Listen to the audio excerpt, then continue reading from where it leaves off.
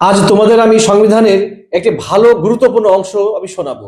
সেটা হলো যে আমরা ছোটকাল থেকে শুনে এসেছি যে কোনো একটি দল যদি ভারতবর্ষে এরকম হয় যে 543টা সিট, সেই 543টা সিটের এমপি তারা সবাই একটা দলের হয়ে গেল, তাহলে ভারতবর্ষের সংবিধানের যে মূল ভিত্তি তারা কিন্তু চেঞ্জ করে দিতে পারে।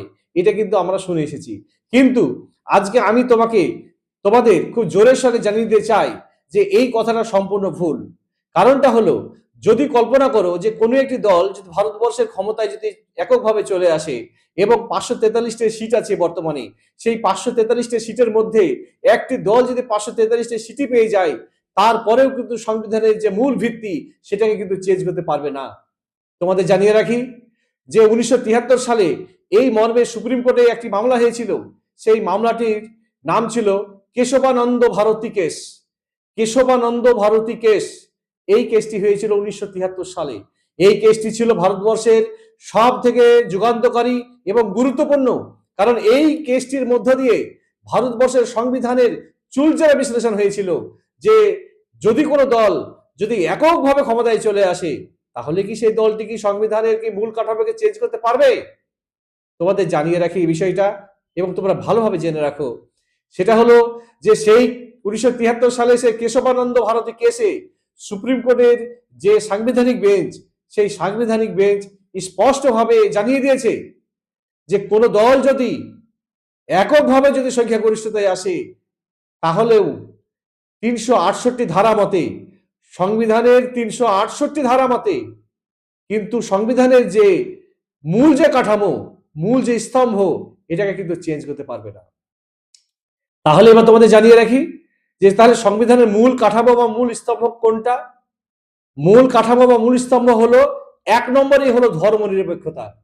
অর্থাৎ কোনো একটি দল যদি সংবিধান মেনে যদি মনে করে যে আমি সংবিধানটাকে চেঞ্জ করে দেব, তাহলে কিন্তু সংবিধান থেকে এই কথাটি উড়িয়ে দিতে পারবে না যে ধর্মনিরপেক্ষতা, এই কথাটিকে কিন্তু চেঞ্জ করতে পারবে না।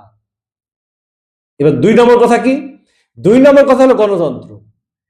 যদি কোনো পার্টি যদি ওই একই রকম ভাবে যদি সংখ্যাগরিষ্ঠ হয়ে যদি পার্লামেন্টে আসে, তাহলে 2 নম্বরে এই গণতন্ত্র শব্দটিকে উড়িয়ে দিতে পারবে না বা গণতন্ত্র জায়গাতে অন্য কোনো শব্দ আনতে পারবে না। 3 নম্বর কি? বিচার বিভাগের স্বাধীনতা। ওই একই কথাই দেখো, কিন্তু এই যে 3 নম্বর কথাটা বললাম বিচার বিভাগের স্বাধীনতা, এটা কিন্তু আজকের যুগে কিন্তু খুবই গুরুত্বপূর্ণ কথা। কেন গুরুত্বপূর্ণ কথা? কারণ আজকের যুগে আমরা দেখছি আমাদের যে কতগুলো প্রতিবেশী যে রাষ্ট্র আছে, সেইখানে আমরা দেখছি যে রাতারাতি সংবিধান চেঞ্জ করে দিয়ে মানে বিচার বিভাগের ক্ষমতাকে কেড়ে দিচ্ছে এবং বিচার বিভাগকে একেবারে খেলার পুতুলে পরিণত করে দিচ্ছে এবং সেই শাসক গোষ্ঠী যে অর্ডারটাই লিখে দিচ্ছে, সেই অর্ডারটাই যেন এক্সাক্ট যেন প্রতিফলিত হচ্ছে। কিন্তু জেনে রাখো যে আমাদের ভারতবর্ষের ক্ষেত্রে যেহেতু সংবিধান আমাদেরকে গার্ড দিয়েছে, যেহেতু 1973 সালে সেই কেশবানন্দ ভারতী কেসে সুপ্রিম কোর্ট যেহেতু একটা নির্দিষ্ট করে একটা বিশ্লেষণ করে দিয়েছে, একটা রায় দিয়েছে, সেই রায়ের বলে বিচার বিভাগের ক্ষমতা কিন্তু কোনো সরকার, কোনো পার্লামেন্ট কাটতে পারবে না। অর্থাৎ বিচার বিভাগ আমাদের দেশে যেমন স্বাধীনতা অর্জন করে আছে, যেমন স্বাধীনভাবে যেমন বিচার বিভাগ পরিচালনা করে থাকে, বিচার কার্য করে থাকে, চিরকাল এই রকম কিন্তু করতেই থাকবে। আর 4 নম্বর কি? মৌলিক অধিকার। এই মৌলিক অধিকারটা আমাদের ভারতের সংবিধানের সব থেকে বড় ভিত্তি। এই মৌলিক অধিকার আছে বলেই তুমি, আমি, আমরা, তোমরা সকলেই আমরা স্বাধীনভাবে চলাফেরা করতে পারি, স্বাধীনভাবে আমাদের মতবাদ প্রকাশ করতে পারি, আমরা স্বাধীনভাবে সমস্ত কাজকর্ম করতে পারি। এই মৌলিক অধিকার কেউ চেঞ্জ করা যাবে না। মানে কোনো পার্টি যদি এককভাবেও আসে, তাহলে কিন্তু এই 4টি পরিবর্তন কিন্তু করতে পারবে না। আর জেনে রাখো, এই 4টি পরিবর্তন যদি করতে না পারে, তাহলে কিন্তু সংবিধানের যে কাঠামো, সেই কাঠামোটা কিন্তু ঠিকঠাকই থেকে গেল। তাই তোমরা অবশ্যই এটা ভাববে না যে কোনো একটি দল একেবারে এককভাবে ক্ষমতায় আসলে সে এই 4টি জিনিসকে চেঞ্জ করতে পারবে, এটা পারবে না।